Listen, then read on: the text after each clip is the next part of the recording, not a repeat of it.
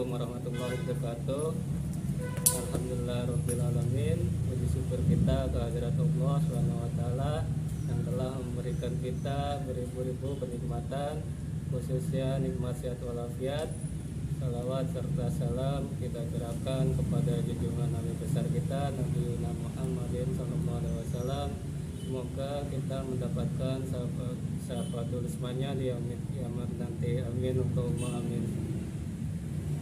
Terkait dengan tugas mata kuliah persaingan usaha, kami dari kelompok ingin mempresentasikan daripada tugas kami yang berjudul ojek pengkolan, persaingan usaha antara ojek pengkolan dan ojek online. Bismillahirrahmanirrahim. Untuk tugas persaingan usaha, nama kelompok Irfan Malano dengan NPM 1119044, Madan Asharul Haq dengan NPM 1119025, dan Fatur Wiyuda dengan NPM 1119043. Judul tugas persaingan usaha tidak sehat antara ojek pengkolan dan ojek online. Dosen Dr. Pauntoro SHMA. Benarkah ada persaingan antara ojek online dengan ojek pengkolan? Dosen Sekolah Bisnis dan Manajemen Institut Teknologi Bandung atau SBM ITB Prawira menyebut telah terjadi persaingan antara ojek online dan ojek pengkolan. Ia menilai penelitian ini berdasarkan hasil survei konsumen aplikasi ojek online di Jakarta. Kami menemukan bahwa terdapat efek positif dan signifikan dari pengguna angkutan umum. Peningkatan angkutan umum menyiratkan peningkatan pengguna ojek online. Sambung dia. Ia mengaku perlunya pertimbangan kedua modal tersebut sebagai bentuk angkutan umum dengan persyaratan khusus. Karena kami menemukan bahwa ojek online dapat mendukung keberadaan angkutan umum, paparnya. Selain itu, sebaiknya pemerintah mengintegrasikan layanan transportasi umum dan layanan ojek online. Ojek pengkolan goes to ojek online. Perkembangan teknologi di era modern telah berdampak pada semua aspek kehidupan. Dengan kemajuan teknologi yang semakin canggih yang dapat digunakan oleh semua lapisan masyarakat tanpa batasan. Perkembangan teknologi juga merubah pola pikir pada masyarakat dan berdampak pula pada pola kehidupan masyarakat. Masyarakat mulai dimanjakan dengan berbagai fasilitas instan yang dijanjikan oleh kemajuan teknologi yang berakibat pada ketergantungan pada teknologi. Banyak kaum milenial yang mencoba membuat terobosan baru dengan membuat aplikasi untuk mempermudah kehidupan manusia, seperti halnya ojek pengkolan atau konvensional yang mulai terganti dengan ojek berbasis daring atau online.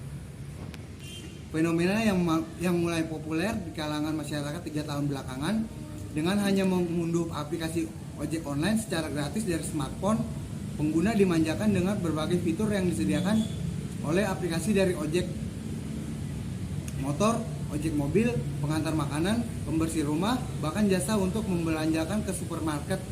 Sekalipun sangat praktis dan efisien, hanya dengan menekan tombol handphone, pesan, bayar, tunggu barang sampai di depan mata. Tak repot-repot keluar dari rumah untuk mencari kendaraan umum. Perubahan sosial yang muncul terhadap munculnya jasa ojek online ini adalah masyarakat yang mulai melek teknologi. Selain itu, dampak yang lain adalah perubahan rasa solidaritas yang tinggi dari sesama driver ojek online. Mereka lebih terbuka kepada sesama driver ojek online untuk saling bertukar pikiran dan pengalaman seputar pekerjaan mereka. Mereka juga saling melengkapi dan membantu pada sesama karena merasa mereka dari satu ikatan yang sama. Ojek adalah sepeda motor yang dibuat sebagai kendaraan umum untuk memboncengi penumpang ke tempat tujuan. Sedangkan ojek online adalah ojek atau jasa antar jemput penumpang yang memiliki sistem pembayaran langsung maupun melalui digital payment. Keterangan dalam aplikasi ojek online pun cukup detail dengan mencantumkan jarak lama pemesanan harga, identitas driver, kendaraan yang dipakai, beserta informasi plat nomor driver ojek. Hal tersebut dilakukan demi kenyamanan penumpang dan alat kontrol perusahaan terhadap mitra kerjanya. Selain itu, perubahan yang menonjol adalah para pekerja ojek online memiliki SOP kerja yang sudah ditentukan berbeda dengan ojek pengkolan yang tidak memiliki tanggung jawab SOP yang mengikat. Berikut beberapa kode etik yang dipaparkan oleh salah satu perusahaan jasa ojek online mematuhi semua hukum, peraturan, kebijakan, dan pedoman yang dikeluarkan oleh pihak perusahaan, profesional dan berkualitas dalam pelayanan. Segera menyampaikan informasi darurat kepada perusahaan untuk pembantuan cepat dalam segala hal, peningkatan dan pelatihan kelanjutan dalam standar pelayanan. Selain sebagai sarana transportasi penunjang mobilitas masyarakat, juga memperoleh keuntungan dengan menggunakan jasa ojek online, di mana keuntungan ini tidak hanya untuk pengguna, namun juga untuk orang lain, seperti hasil temuan yang dilakukan oleh Damayanti 2017. Salah satu informannya yang berinisial SR yang menjadi pengguna ojek online untuk mengantarkan suaminya bepergian tanpa harus repot mengantarkannya. Selain itu, terdapat informan lainnya yaitu FM dan ERM yang memiliki usaha pribadi memanfaatkan ojek online untuk mengantarkan pesanan kepada pelanggan mereka, sehingga mereka dapat mengefisienkan waktu. Selain itu, terdapat informan WW yang sangat merasakan keuntungan atas penyediaan jasa ojek online. Ia tidak memiliki kendaraan pribadi untuk mengantarkan kakaknya yang harus terapi di rumah sakit, sehingga ia pun menggunakan jasa ojek online. Dengan peralihan pekerjaan ini akan merubah pola perekonomian para pekerja ojek online menurut hasil wawancara yang dilakukan oleh Yunus 2017. Semua yang diwawancara mengaku mendapat peningkatan pendapatan setelah bergabung menjadi mitra salah satu aplikasi ojek online. 2 orang yang menjadi aplikasi tersebut sebagai pekerjaan utama mengaku rata-rata per hari beroperasi selama 10 jam dan mendapatkan uang antara 80.000 sampai dengan 150.000, belum termasuk bonus. Sedangkan 3 orang yang menjadikan pekerjaan ini sebagai pekerjaan sampingan mengaku mereka beroperasi di waktu senggang pekerjaan utamanya atau setelah kuliah. Rata-rata dalam sehari mereka mendapatkan uang antara 30.000 sampai dengan 70.000. Mereka merasa bersyukur dengan adanya aplikasi ojek online ini. Mereka sangat terbantu secara perekonomian. Dapat ditarik kesimpulan bahwa dengan kemajuan teknologi yang ada sangat membantu mobilitas masyarakat, membantu peningkatan kreativitas, meningkatkan kualitas perekonomian. Kita dituntut untuk melek teknologi, menghindari ketertinggalan kemajuan ekonomi dan teknologi. Tadi apakah itu ojek pengkolan? Ojek pengkolan adalah para penyedia transportasi ojek yang biasanya berkumpul menetap di sebuah jalan yang dirasa ada banyak penumpang. Ojek pengkolan biasanya ada di depan kompleks perumahan, depan gang, depan pasar, stasiun, terminal, dan lainnya. Nah, untuk transportasi ojek online yaitu ojek yang menjadi transportasi yang tidak resmi namun umum dipakai di Indonesia.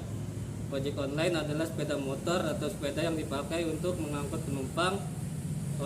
Ojek masuk dalam kategori transportasi tidak resmi karena adanya tukang ojek yang tidak memiliki surat izin pengoperasian.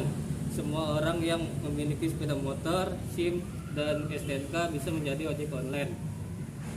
Nah, dewasa ini tukang ojek online sapaan untuk orang yang menawarnya jasa ojek kian hari semakin banyak jumlahnya. Mereka ini tergabung dalam 2 jenis tukang ojek, yaitu tukang ojek pengkolan dan tukang ojek online. Ojek sepeda memang tidak begitu berkembang di Indonesia, namun ojek sepeda motor ini yang menjadi cikal bakal adanya ojek pengkolan dan ojek online sekarang. Ojek sepeda masuk dan berkembang di Indonesia pada tahun 1660 sampai 1970-an, di mana pada saat itu di pedesaan provinsi Jawa Tengah jalanan yang dilalui dalam kondisi rusak parah dan tidak bisa dilewati mobil. Sedangkan untuk Jakarta, ojek sepeda dikenal sebagai alat transportasi di Tanjung Priok karena pada tahun 1970 ada larangan bemo dan becak masuk ke wilayah pelabuhan tersebut. Perkembangannya ojek sepeda di Tanjung Priok pada waktu itu yang sama wilayah Jawa Tengah mulai masuk jenis transportasi ojek motor. Lalu di tahun 1974 di Jakarta, tepatnya di Ancol, ada seorang pemodal yang membuka usaha ojek motor yang langsung disambut antusias oleh banyak orang. Sampai sekarang ojek motor yang dia menunggu penumpang datang di suatu tempat dinamakan dengan ojek pengkolan. Ojek online terkenal lewat sebuah aplikasi transportasi karya anak bangsa yang diluncurkan tahun 2010. Layanan transportasi berbasis internet ini awalnya mendapatkan banyak masalah dari pihak driver maupun konsumen. Namun sering dengan kemajuan teknologi internet di Indonesia, layanan ojek online ini mulai merambah ke berbagai bidang seperti pengantar makanan, pengantar belanjaan, mengantar barang, dan tempat pulsa dan paket data, tempat membeli tiket bioskop dan sebagainya. Maraknya fenomena ojek online versus dengan ojek online. Selama proses perkembangannya, ojek pengkolan dan ojek online sering mengalami selisih paham. Fenomena perselisihan ini sudah tidak asing lagi di telinga masyarakat Indonesia mengenai kecemburuan antara ojek pengkolan dan merasa ojek online tersebut. Pendapatannya ada beberapa hal yang menjadi latar belakang fenomena ojek pengkolan dan ojek online. Perbedaan logikanya yaitu logika sopan satuan di wilayah pangkalan ojek online mengutamakan istilah sopan santun ini dengan maksud di dalam ranah itu para pengemudi ojek pengkolan akan memiliki banyak nilai-nilai atau norma sosial yang harus dipatuhi para anggota tukang ojek yang mangkal di sana. Misalnya saja, antrian untuk mengambil penumpang tidak boleh menerima atau mengambil penumpang di wilayah yang bukan menjadi wilayahnya. Sedangkan logika dari ojek online adalah logika korporasi yang berarti semua harus teratur dan memiliki kepastian dan segi harga, jarak tempuh, layanan, dan asuransi. Di dalam logika ini saja sudah menimbulkan konflik selisih paham di saat ojek online mengambil penumpang tanpa adanya antrian dan tidak memenuhi batasan wilayah. Ojek pangkalan menganggap bahwasanya ini sudah melanggar nilai dan norma sosial di pangkalannya.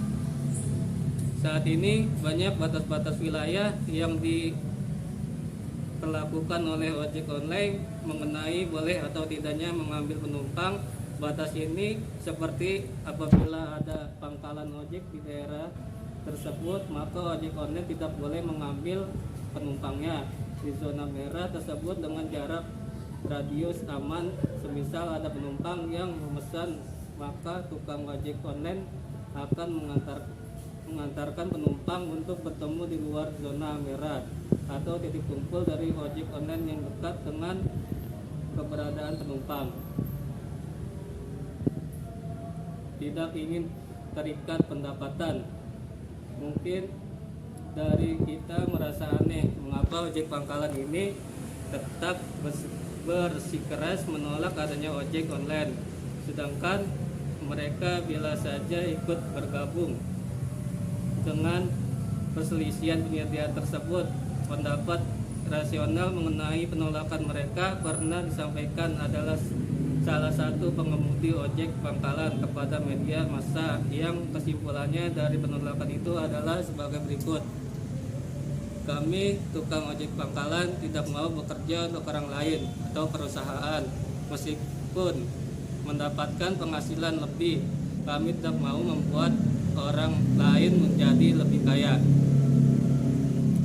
Para ojek pangkalan bergaya bahwa penghasilan yang mereka dapatkan meskipun sedikit akan menjadi pendapatan yang mereka bawa pulang setiap harinya dengan rasa bangga karena itu hasil usaha sendiri tanpa perlu terikat dengan sebuah perusahaan. Dan persyaratan untuk ikut menjadi pengemudi ojek online, perusahaan penyedia jasa transportasi online di Indonesia menyediakan seleksi bagi calon driver dengan berbagai persyaratan, antara lain calon driver harus memperlihatkan STNK, SIM, dokumen yang legal lainnya seperti KTP atau paspor.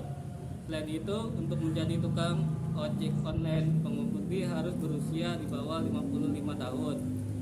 Sedangkan masalah pengemudi ojek pangkalan adalah mereka rata-rata sudah berusia di atas 55 tahun. Selain umur, permasalahan migrasi kendaraan juga menjadi penyebab lainnya, karena biasanya tukang ojek pangkalan menggunakan motor yang sudah lama dan tidak memiliki surat-surat pelengkap kendaraan lainnya.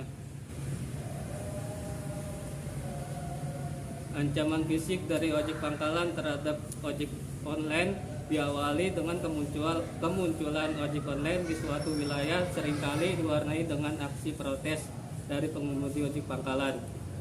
Kebanyakan dari para pengojek pangkalan ini tidak terima jika pendapatan mereka berkurang lantaran adanya ojek online yang bebas kesana kemari mengambil penumpangnya. Pelakuan ojek pangkalan yang mengusir ojek online memang mereka sampai ke tahap ancaman fisik. Ini sering dialami oleh driver ojek online lantaran mereka mengambil penumpang di wilayah ojek pangkalan. Ojek pangkalan mengancam ojek online ini secara beramai-ramai, sedangkan ojek online hanya seorang diri. Adanya bentuk ancaman dari ojek pangkalan ini di berbagai wilayah sering dilakukan mediasi pemecahan masalah, sedangkan dari pihak penyedia layanan aplikasi ojek online sering sudah mengeluarkan pernyataan bahwa pihaknya mengancam keras perbuatan kekerasan tersebut dan menghimbau supaya para driver tidak ikut-ikutan tersulut emosi dan pihak penyedia layanan sudah membekali driver ojek online mereka dengan layanan asuransi. Fenomena ini ojek pangkalan yang hanya sekali dua kali terjadi tetapi sudah sering terjadi. Sekarang ini adaptasi dari ojek online dan ojek pangkalan terus dilakukan, di mana tukang ojek online menghargai batas wilayah dari ojek pangkalan.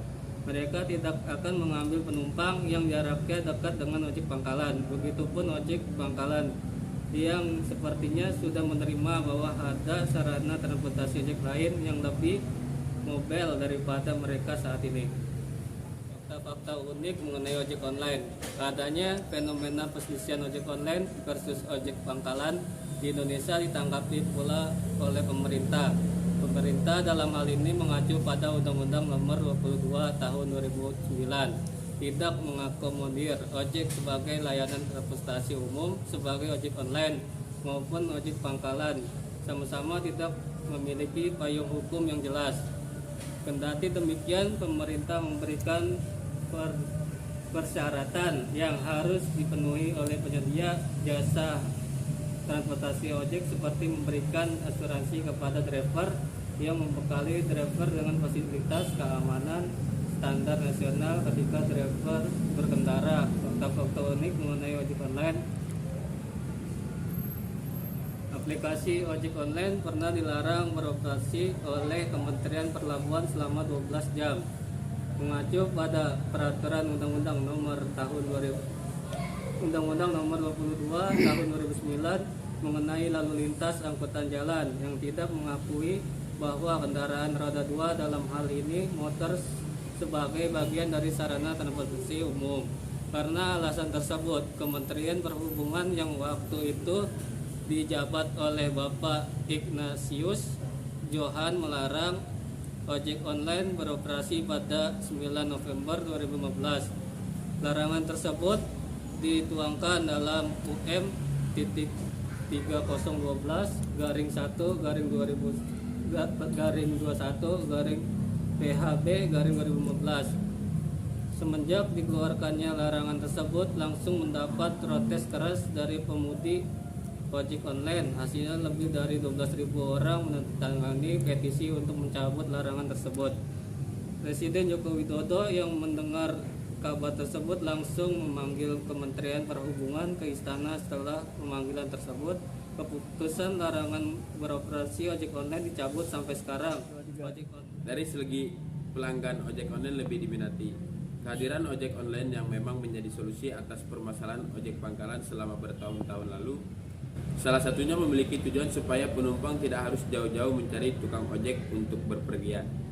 Pelanggan merasa terbantu dengan adanya layanan aplikasi ojek online ini lantaran mereka dimudahkan dalam berbagai aspek.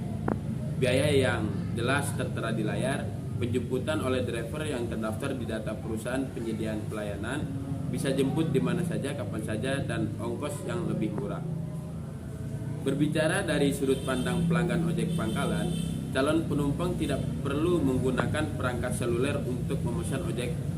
Hal ini masih sangat membantu untuk mereka calon penumpang yang tidak bisa menggunakan smartphone atau aplikasi ojek online. Jika ingin naik ojek, bisa mencari pangkalan ojek terdekat. Perbedaan ojek online dengan ojek pangkalan dilihat dari sudut pandang calon penumpang. Yang pertama, ojek pangkalan harganya lebih mahal karena sistem penentuan tarifnya berdasarkan negosiasi antara calon penumpang dan driver. Mahalnya tarif dari ojek pangkalan ini karena setelah mengantar penumpang mereka harus balik lagi ke pangkalan tanpa membawa penumpang. Sedangkan ojek online, penentuan tarif sudah tertera di aplikasi sebelum calon penumpang memesan ojek. Setelah penyelesaian perjalanan penumpang, driver bisa mengambil penumpang lain. Yang kedua, jarak tempuh yang dipilih ojek pangkalan berdasarkan pengalaman atau pengetahuan mereka. Sedangkan di ojek online, mereka menyediakan fitur GPS untuk memantau pengemudi sampai mana dan kurang berapa lama lagi penumpang sampai di tujuan. Yang ketiga, fasilitas layanan.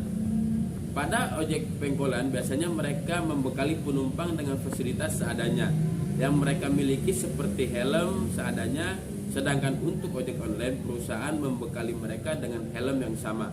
Adanya fasilitas penutup rambut dan masker yang diberikan untuk penumpang yang membutuhkannya, jaket yang dipakai pengemudi seragam, jadi bisa meminimalisir adanya tindak kejahatan oleh pengemudi.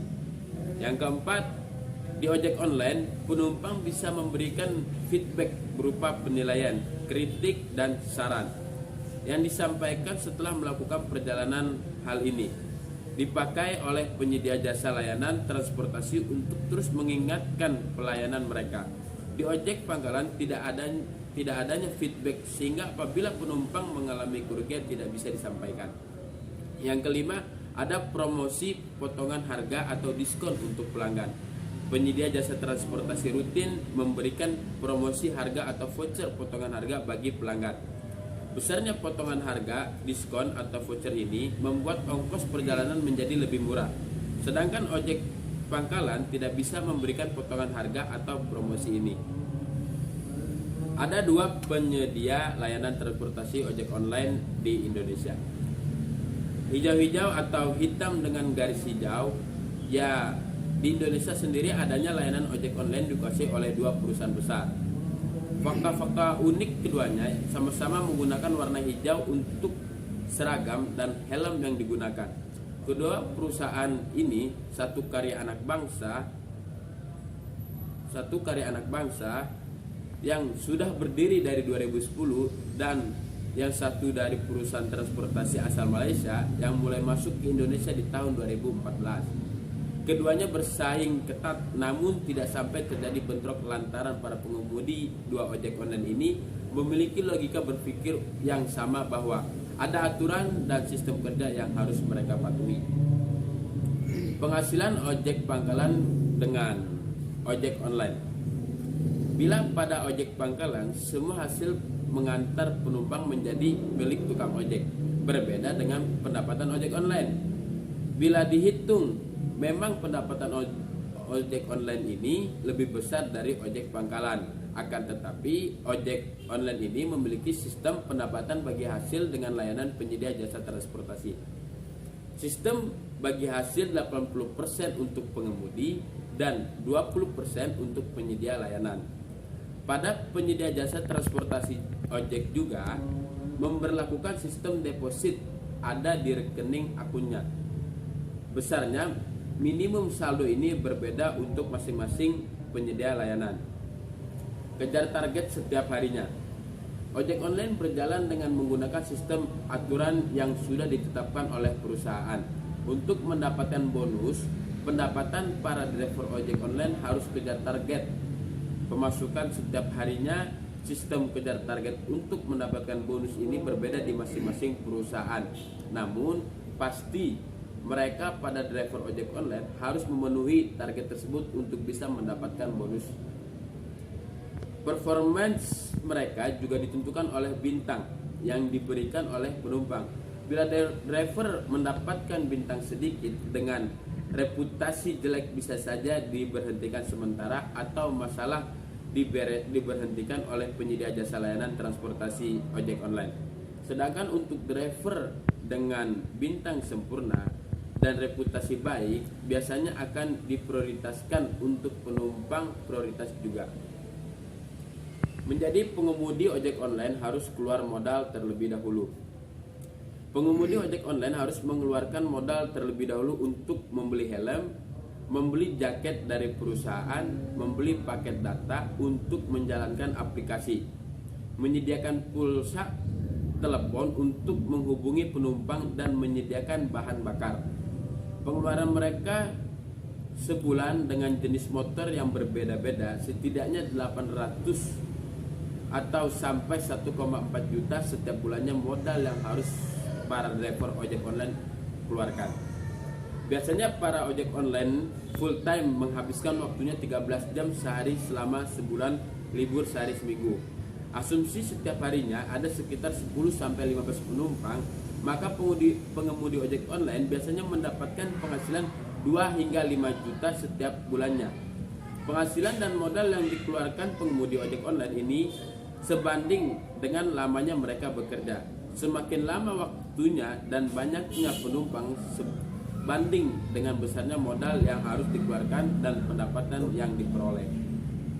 Mungkin itu yang dapat kita sampaikan dari terkait judul hukum persaingan usaha terkait persaingan antara ojek online dengan ojek pangkalan. Mungkin dicukupkan sekian. Mohon maaf apabila ada perkataan atau perbuatan yang kurang berkenan atau kata-kata yang kurang baik. Itu kebenaran datang dari Allah Subhanahu wa taala dan salah datang dari kita semua. Mungkin ditutup dengan doa. Akhirul kalam. Assalamualaikum warahmatullahi wabarakatuh.